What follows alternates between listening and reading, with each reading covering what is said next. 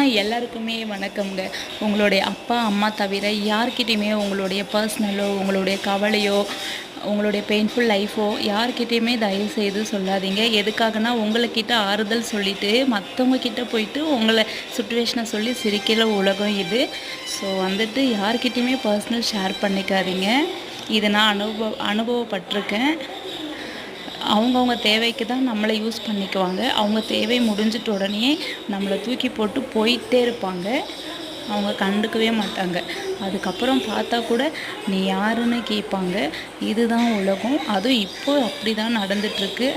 So உங்களுடைய husband, wife, உங்களுடைய friends circle, அந்த மாதிரி வீட்டில் இருக்கிற சுச்சுவேஷன் எதுவுமே நீங்கள் ஷேர் பண்ணிக்காதீங்க.